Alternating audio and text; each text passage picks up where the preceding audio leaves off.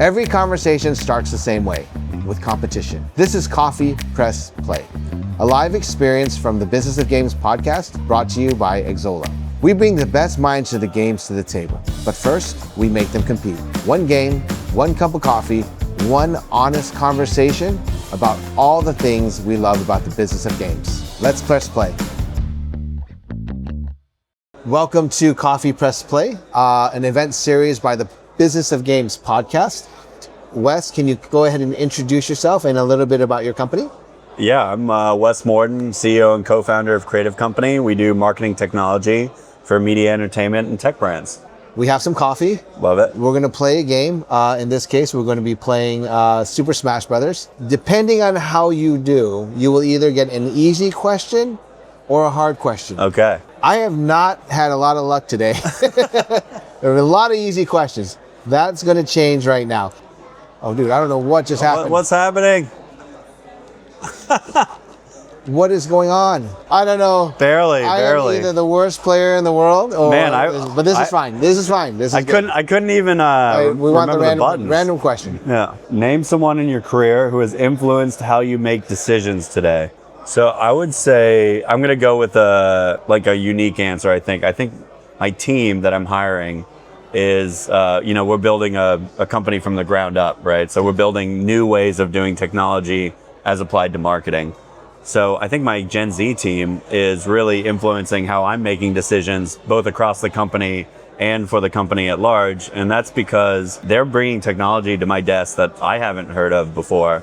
They're bringing new ways of thinking, especially marketing. You want to be culture forward. So new campaign strategies, new ways of thinking. And the third way, I think Gen Z just has a different mentality when it comes to work that us, old millennials do. So I think coming to work with a young team has really inspired me to how I manage and make decisions for the company at large. So that's incredible. That's a good indication of how I'm trying to lead as well. That is great, and I will say I am Gen X, not even millennial. So that ages me even further out of where you are. Yeah. So tell me a little bit. You talked about how Gen Z brings you for some new technologies, some new thoughts.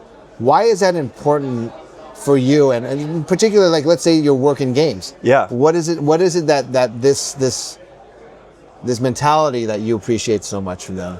I think, we have 3 divisions at Creative Company: brand, PR, digital products, and insights. And for each one of those products, we really want to, or product lines, we want to understand the best way to do innovative things for our clients, right? So for example, in the brand space, it's looking at what's a new cool way that a brand can stand out and be unique, right? Okay. What's a new cool way a company can bring its services to market and not look like every other company coming to market?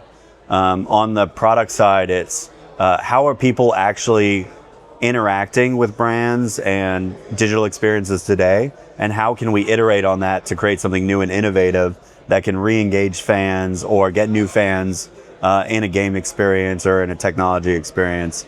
And on the insight side, it's we're using large language models to try and reinvent consumer research. So it's a totally new way of looking at a industry that was invented in 1940s by a guy called Gallup, which you probably heard the Gallup poll. Yeah. And how do we use new AI technologies to transform an industry that hasn't transformed in almost 100 years? So I think all of these reasons is why you need fresh blood, fresh thinking, fresh perspectives to stay ahead of the curve. Yeah. So I'm going to ask you this question.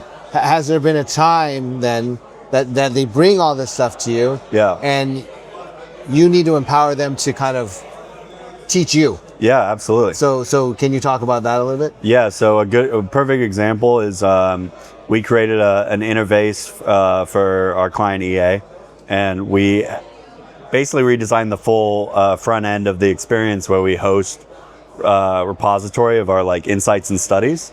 But our actual Miles, who's here with us today on the sidelines, decided to just code it in Versal. So it's just an AI code complete, and he coded in Versal, showed us the presentation, and we incorporated that into the front end of our product. So it's a non-technical person actually coding a full technical experience, handing it to our CTO, and then our CTO said, oh yeah, we can use all of this code.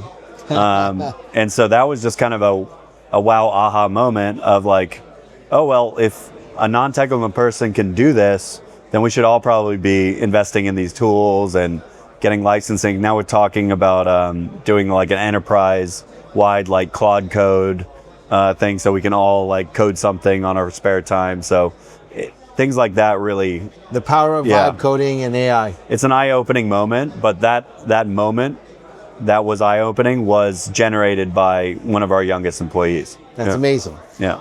Well, this is Coffee.Press.Play. I want to thank you for being on this show or this episode. Thanks for having me, Ed. And I look forward to hopefully having you on the Business of Games podcast. Let's do it, man. Appreciate it. Good to see you.